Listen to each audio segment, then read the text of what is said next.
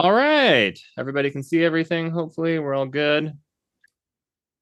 Excellent. All right. So, I figured for our very last one, we'd have a more esoteric fun one. We've done enough clinical stuff over the past 2 years because that's how long I've been talking to you guys. Do you realize that? I had 24 hours with you total to talk to you. And so here we are, a conclusion at the end of it. So this all came about because at the AAE, it's very late and we were in the hotel bar. I think Sarah had a spicy marg, knowing her. I think Lindsay had were you doing it to Cosmo? I think. Yep. I think, yeah, that sounds about right. I think the Classic. guys were off trying to talk to single ladies also. And we talked about big things that were not dental related whatsoever. But to start off, a very important thing is how to make a Boulevardier. It is equal parts whiskey. I prefer rye over bourbon, Campari, and then sweet vermouth mixed together, serve it on an ice cube with a twist of orange.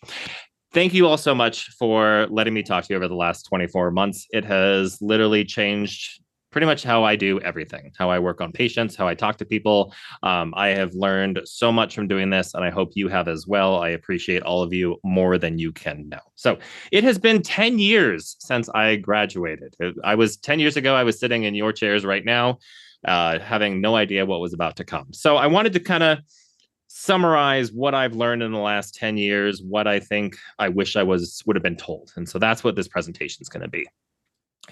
Very soon, I promise you're not going to worry as much about root canals. I know right now that's the most important thing to you, finding your MB2s, how to access teeth, how to make them look good. But the time goes by a lot faster. And one day, very soon, the cases will not be as hard. I promise. You had a great education. You're all very smart people. You will continue to learn. And so let's talk about the things that do become important after that, which is other esoteric stuff. But first, what I hope you have learned from me. I've talked to you all, like I said, for 24 hours over the past 2 years. In that time, there are two things I hope you have learned from me. Number one, for the love of God, find MB2. I'm still doing that little study thing, and we are still at only a single tooth that had a single MB. I'm up to 4 now with MB3s. So it's more common to have 3 MB canals than a single. Find MB2. The second thing, when you don't know what to do, think of the dumb Texas Longhorn and adjust the bowl, the buccal of the upper, the lingual of the lower. That's for class 1 occlusions. That makes such a difference. I'm going to show a text message I received a little while ago from one of your classmates. I'm not going to say her name because this will go on the internet and it will trigger every home assistant device in the world. But Miss Alexandria sent me this saying, I feel like I'm going crazy. I see all these people who went to their general dentist in pain and then they come and there's nothing wrong. It's normal to, on the x-ray, the pulp's normal. I don't know what's wrong. I feel like I'm crazy. I did not take the bait because I love Alexa and tell her, no, you are crazy.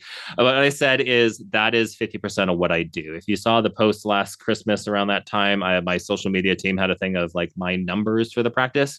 And I had seen about 12 or 1,300 patients over the year, but I had only done about 650 root canals. So about half of the patients that show up to my office don't actually need root canals. That's how bad this is.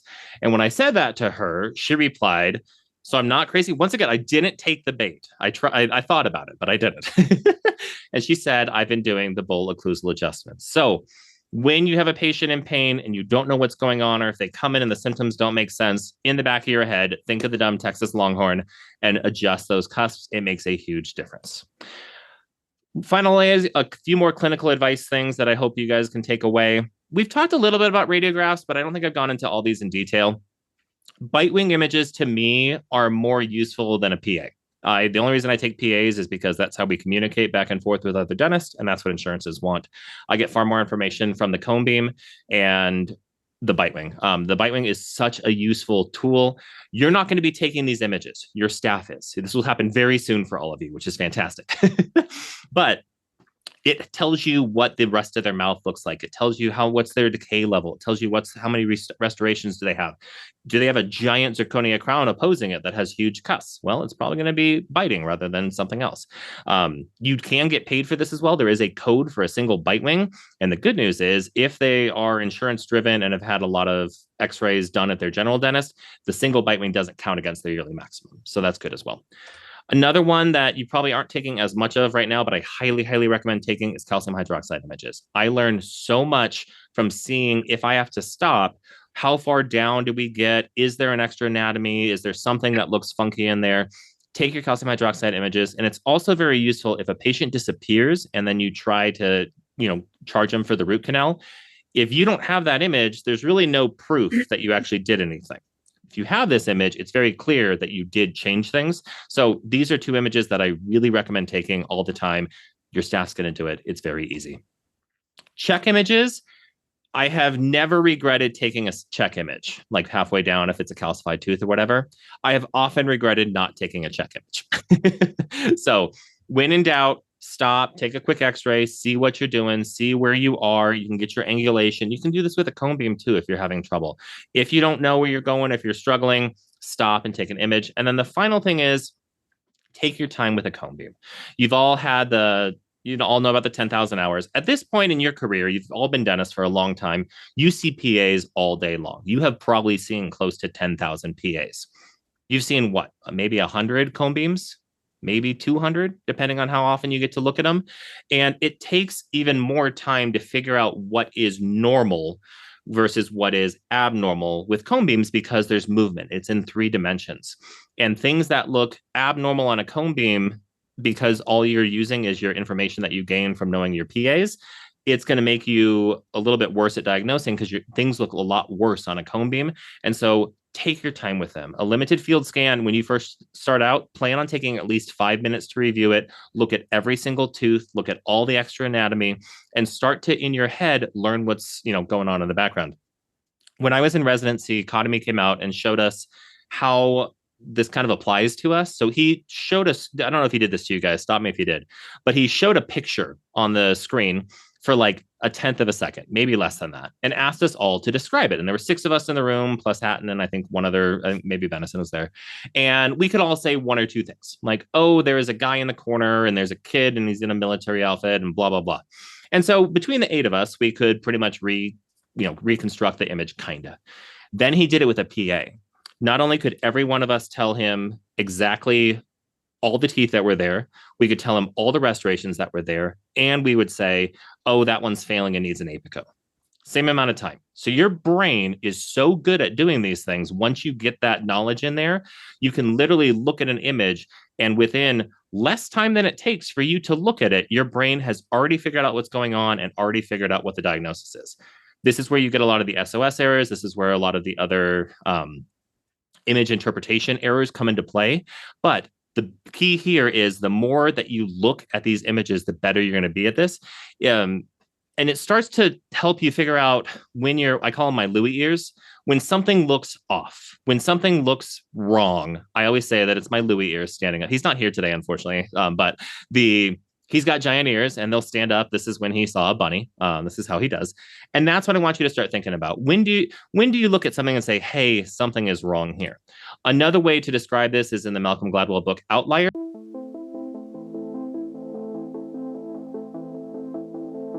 He talks, has anyone here read that book? I know you've been in residency for 2 years, so you have no time to read it.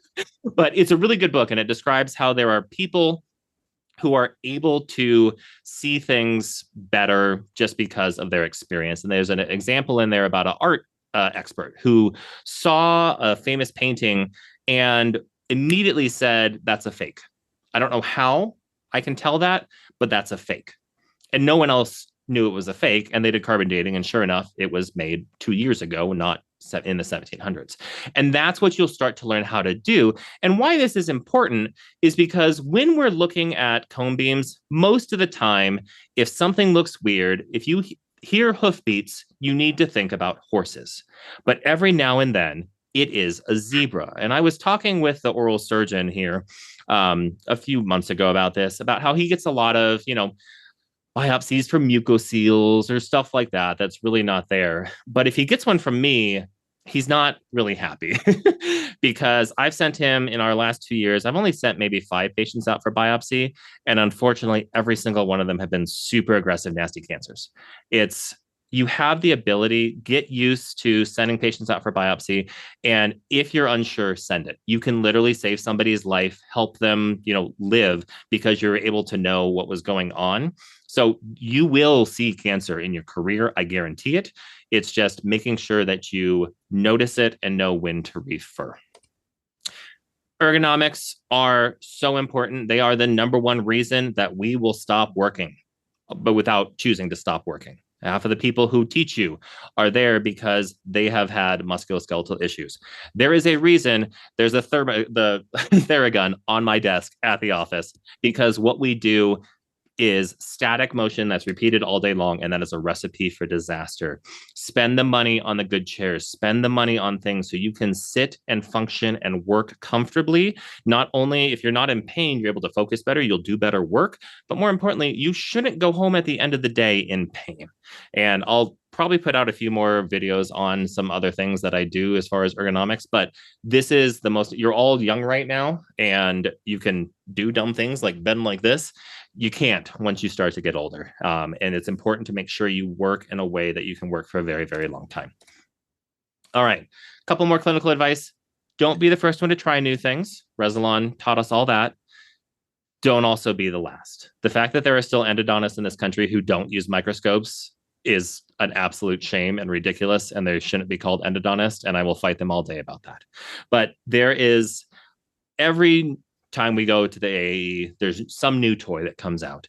And some of them are great, and some of them are flashes in the pan. So my advice to you, if you look at the curves of the early adopters versus the late adopters, be in that first, not the first 5%, the early adopters. Figure out what's useful, make it so that your practice grows, and go from there. All right, some career advice, moving on. I have gotten more out of life by saying yes to things than anything else. And most of that comes from getting involved.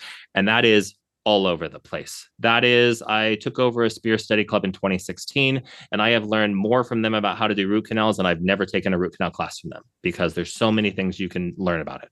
I got board certified. I highly recommend all of you do it. I know it seems like a lot. It is worth it. There's many reasons for that, but most importantly, it's important to the specialty. If we drop below a certain percentage, we can no longer consider ourselves a specialist. That's how they do the math. If it drops below, I think 20 or 25% of the profession, we no longer are a specialty. So it's important to the specialty. It's a nice cap on you. You already know all the information. I promise you do. It's take your oral boards as soon as possible after this. Start studying. You already have that information stuck in your head. It is worth doing. I am heavily involved in the dental societies. As you all know, last week I was in Chicago at the ADA. I have a meeting with them tonight about other stuff. Get involved with your local dental society. It is a great way to have your voice heard. And as specialists, it's a great way to meet new referrals. Some of the best referrals I've had have actually come from my work locally at the dental society level. I've absolutely loved getting involved and giving back and teaching to all of you. Please do this. The fact that they're allowing me to do the Zoom call thing with you over lunch, it has been I look forward to it every single month. I know you all think that you don't have anything to give. You do, I promise. Even though you're just starting off, I would love to see all of you start doing this and have more younger dentists who are out there practicing, lecturing and teaching and saying, hey, here's what I found that was a struggle my first year out. Because that would be so much more helpful to you than, just find MB2, like my dumbass says.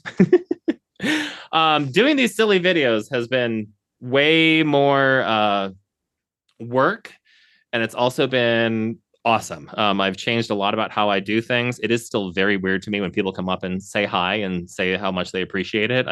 I just had a random text from one of my good friends from dental school, endodontist in Sacramento. Haven't talked to him in 4 or 5 years, and he's like, "Hey, I found your video. My brother and I watched all your stuff." The fact that it's still working is amazing to me, and I really appreciate it. Stay up on the latest technology and keep getting involved. I just became a member of the IAE. So if any of you want to come to any of our meetings, let me know. I can invite all of you. The next one's going to be in Manchester, UK next May. So that's going to be a really fun one. But stay involved with all those sorts of things. You want to go to that one? Yeah. Okay. I convinced Dr. Ryan. Remember that Rhodes is also a member, and yeah, he said that you guys are not going to that one. I already tried. But the next, I think, 3 or 4 years after Manchester, it's going to be Houston, so it's pretty easy to get to. So obviously, international travel might be a little bit tough when you're first year out, when you're having to pay back loans and all that, but Houston's a little bit easier. So talk to me if you guys want to invite. And then I also got involved with my undergrad and dental school at UOP. I'm now part of the alumni things here. And all of that has just as a way to say, it has been very fulfilling to me in ways that I cannot explain, to be involved and to help people. It's that fulfills me way more than doing an extra root canal and making a little extra money. On the other hand, I highly recommend saying no to giving away anything to people you do not want to be around. And this is going to, I'll talk about this in just a little bit, but as endodontists, there are people who are going to want your time and money because we have a lot of that. They want you to talk about things, and if you don't want to do something, it is okay to say no. I'll say this later. You are your biggest advocate. No one else is going to do it for you. You have to advocate for yourselves. On the same note, don't ever punch down. I have a hard, fast rule that if something goes wrong at the office, it is 100% my fault. I tell a story about how I was doing this horrible ECIR repair on a number 22. There was no attached gingiva. It was like 5 millimeters deep. And I was getting so frustrated because my assistant wasn't suctioning. She wasn't really helping make my life easy. And I realized halfway through that I had never actually trained her how to do it properly. So I could have gotten mad at her because I was getting frustrated. But really, I was mad at myself because that was my fault. I didn't prepare her for the proper things. And if your staff is not behaving in the way that you want, that is 100% your fault. I'll talk about that later as well. On the other hand, if you see people doing this, punch up very, very, very hard. You have the ability as dentists or endodontists with multiple letters after your name, with a large income, to stand up for what is right. We need more people to stand up and tell others who are behaving poorly that they're doing it. And you all have that ability. Doesn't matter that you're young. It doesn't matter that you're in your start of your career. Stand up for what you know is right. As I said, be your best advocate. No one else is going to do it for you. You have to stand up for yourself. There's this concept of lifelong learners, and I think a lot of it is from people who never wanted to leave academia. I love all the professors who I've ever had, but there are a lot of people. This is a question you hear a lot when you go to interviews and things of, tell me how you're a lifelong learner. And what I think people forget is that 50% of what you have learned so far is wrong. 50% of what I've told you is wrong. The problem is I don't know what 50% that is. What that means is it's great. You have a great background in your education, but it's far more important to learn how to think than learn what to think, which is exactly what Hatton told me my very first day of residency. I was sitting in that very room, fresh and, fresh-eyed and happy, whatever.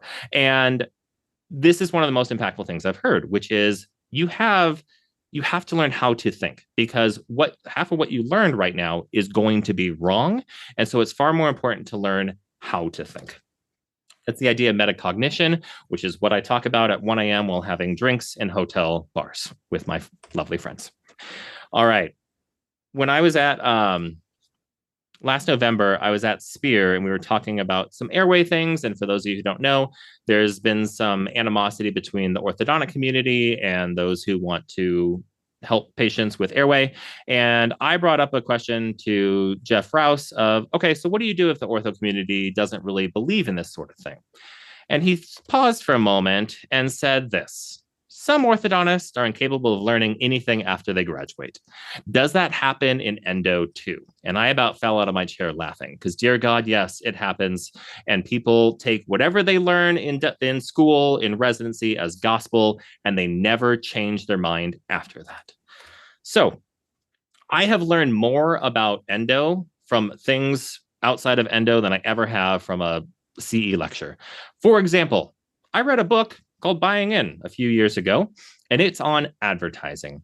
And it gives you the line that what people really truly want is to feel special, just like everybody else. This is what Apple does incredibly well. Why do you have an iPhone? because you are an individual thinker. You are outside of the box. But how many people get pissed off when they see a green text message versus a blue? Because everybody else wants to do it. Take this for endo. Oh my gosh, you have such a difficult tooth. It drained, it had an extra canal, whatever you want to say. Thankfully, I just did one of these yesterday. Watch as your patients beam. I'm special, and this guy or gal knows how to take care of me because they did it before. That will make your life so much better. And it's something I randomly learned in a book.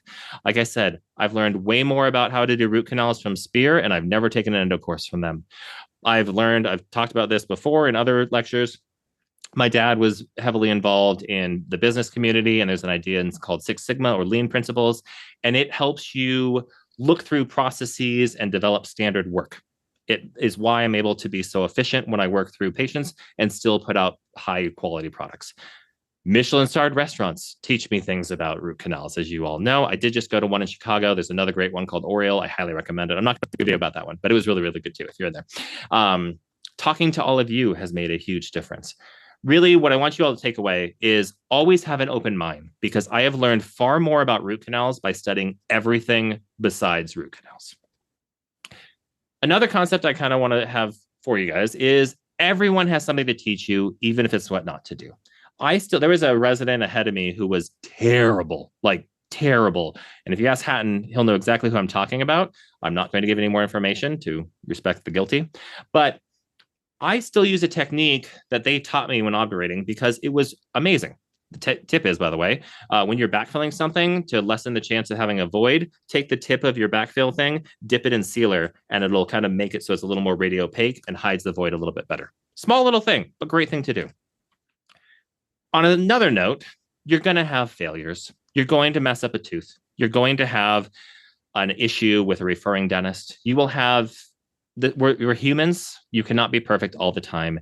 And what is really important is how you handle failure. So when I was, it's a much longer story. We'll tell in person the next time I'm there. But I really like Gordon Ramsay shows, not just because they're entertaining, but because I learn a lot from them. And this was one of my favorite lines that I've ever heard him say. I've made thousands of mistakes, but I've only made them once. You will all make mistakes, but if you don't learn from them, what's the point? You will all make mistakes, learn from them, and make sure you take away the lesson of what you can do in the future to prevent them. Another thing I learned from them, which I talked to you about, any problem with the office is always the fault of the owner, because you are what you tolerate. The mission statement isn't something that you put up on the wall. It's not something that you make people respond to. It is what you hire and fire people over. So if you say our goal here at Northern Nevada Endo is we create amazing experiences and take care of every patient, and we have somebody up front who is angry and talks down to patients, and I don't do anything about it, that's not that person's fault. That is mine for not staying true to what I actually want things to be. So you are what you tolerate. When you own a practice, which I hope all of you will, just remember this.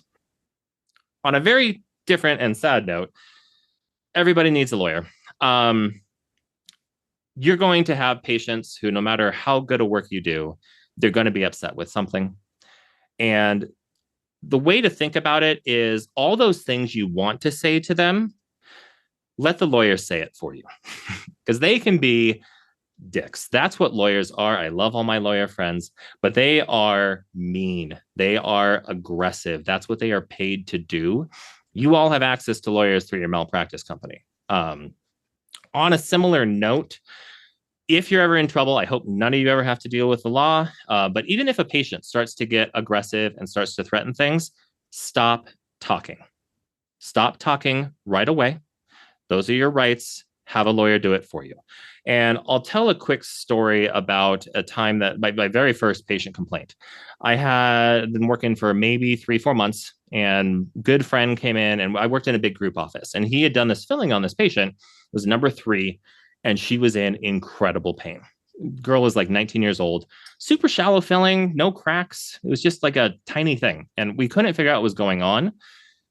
So I opened it up because she was just in an immense amount of pain, did a quick open and med, put calcium hydroxide in there. And over the next few weeks, this gal and her mom asked for so many prescriptions, just like it was insane how often They were in there, and finally they come into the office and they have a big sit down meeting. At the end of it, the mom says, "Oh, I need a copy of all your records because our lawyers are going to have it." And I feel so defeated because all I was trying to do was help this gal. I hadn't done anything wrong. I had given them all the meds in the world. So I called TDIC, which is my malpractice, and I highly recommend it's yours as well because they are very, very fantastic.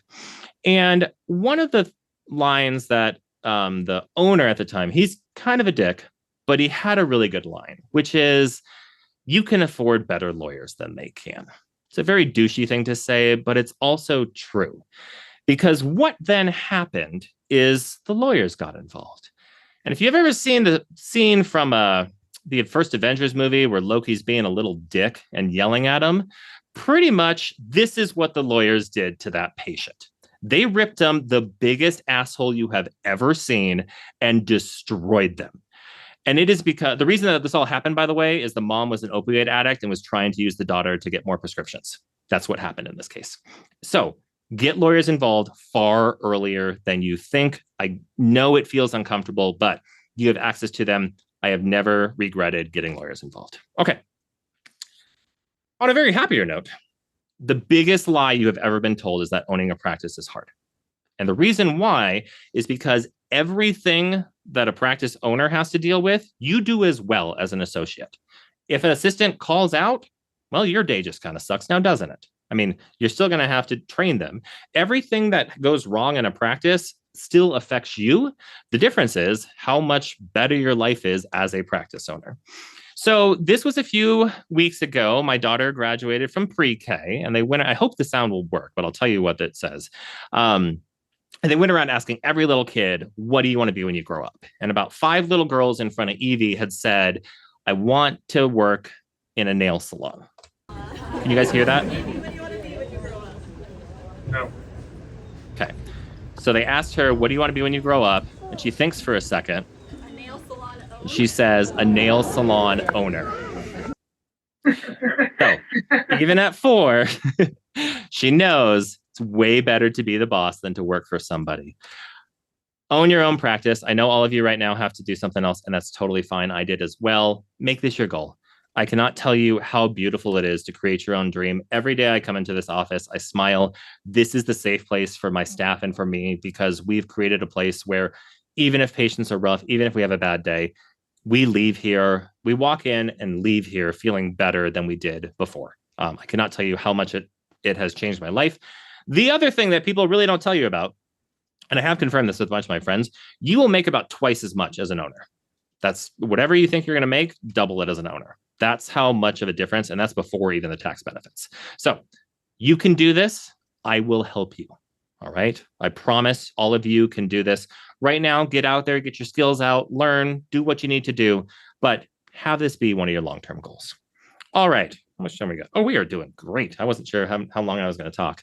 I haven't had any Boulevardiers. That's just coffee. That's why. If we had alcohol, this would go on a lot longer. So some personal advice. So, God, 12 years ago now, this was me strutting into residency. I was all excited. I was going to be an endodontist. I was dating this fabulous gal. She was starting a PROS program. We had plans to move back to California. I had my whole life planned out. I knew exactly what was going to happen. Okay. 16 days later, this was me. I was not feeling very good. And here's why. This was my apartment complex. This is on Lindell, right next to the Shady Snooks. Yeah, so that burned down 2 weeks into residency.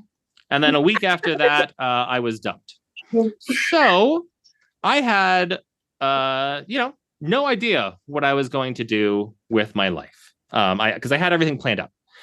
And at the end of residency, the gal I was dating gave me a very classic book, The Oh, the Place You Shall Go by Dr. Seuss. And it has a line that I hope all of you take to heart. Out there, things can happen and frequently do to people as brainy and footsy as you. And when things start to happen, don't worry, don't stew. Just go right along. You'll start happening too.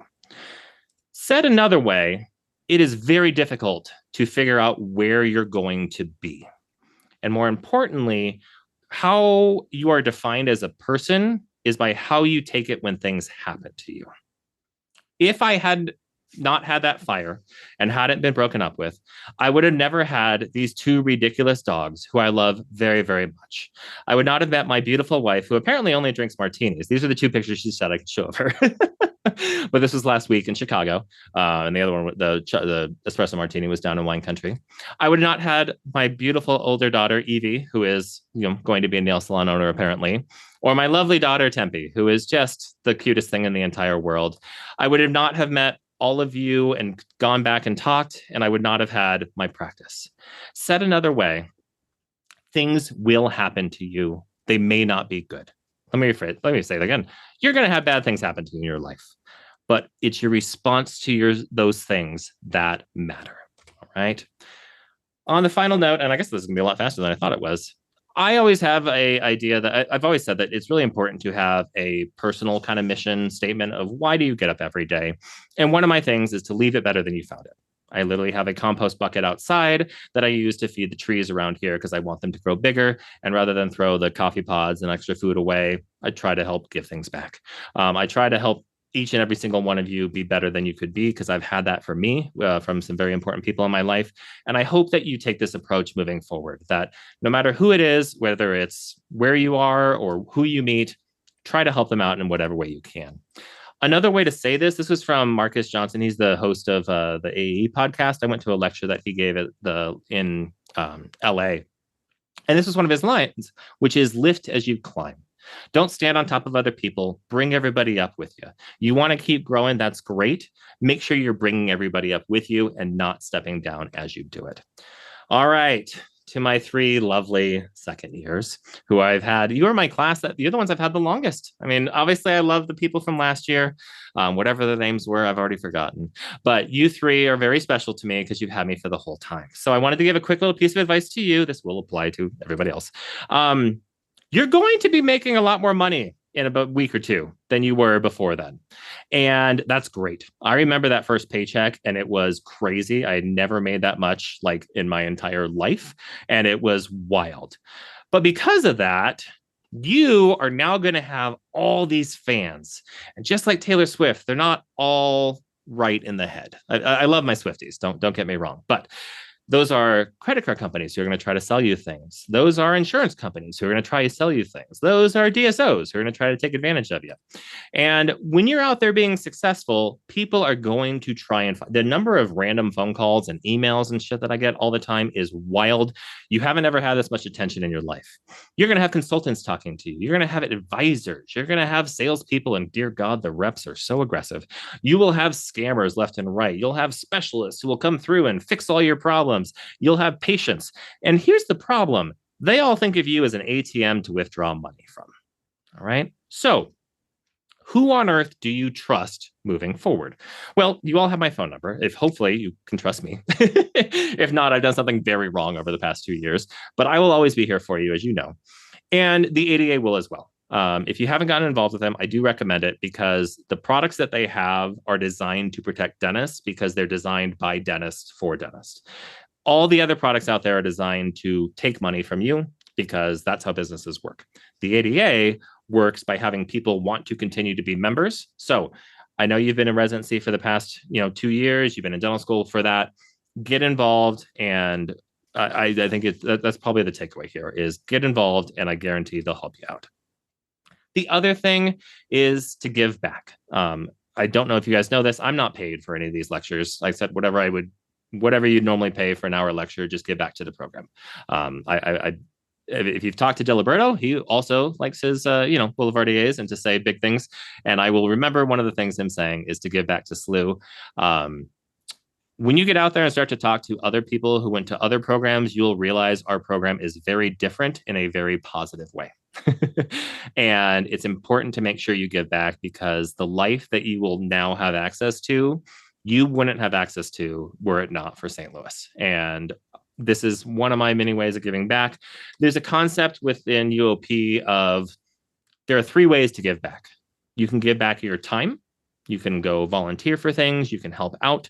You can give money, which would be treasure, or you can give your talent. If you're good at something, if you have a skill to give, whatever it may be, I guarantee giving back will make you way happier on a personal level. So, I thought this was going to take a lot longer. So, final conclusions. The first years, get ready for next month because we're going to be doing some fun stuff. Get involved, whether it's at your local level, at your state level. You all have a voice. You all are amazing, beautiful people, and we need more of you out there in the world speaking up and telling your truth. If you think you know it all, quit. I am still learning every single day. The only thing I tell my staff members is that 6 months from now, I'm going to be doing root canals differently than I was 6 months ago. And that's okay. They hate it every time I go to a conference because I change something. But that's good. If you go to a conference and you don't change anything, it's either because the conference sucked or because you think you know everything and it's time to quit. An open mind lets more in. Be open to change. The only constant in life is change. And if you try to rail against it, you're going to lose. That's been true across millennia. Everybody wants things to be exactly as they were. The only truth in the world is entropy is a bitch, and it's going to change. You have no idea where you're going to go. And there's something beautiful about that. And I can't wait to see where all of you go. But it is your response to that struggle that defines you. You can say, it would have been just as easy for me to say, oh, I'm the victim. I got dumped. My place burned down. I mean, those are pretty solid things. But I took it and I created some amazing friendships in St. Louis, and I grew as a person from those things. And then finally, give back. You all have so much to give to the world. Give back. Okay. All right. That was the last one, guys. So, what questions do you? Yeah, I'll answer all the clinical questions you want now. We actually have like 20 minutes if you want. Questions, comments, concerns, all that fun stuff. Looks like I got the video set up too good. Hell yeah, you did. We have extra time. I know you have extra time. Usually it's like we're waiting for 10, 15 minutes. So I've been shortening the lectures to make it work. All right, Lindsay, you gotta take notes from Sarah because you got to do it next month. All right, I'll make sure. I'll keep everyone organized on top of their shit, so we'll be ready to go. Good. I'm proud of you. Do we know who the new residents are yet? Have you guys met them? Yeah,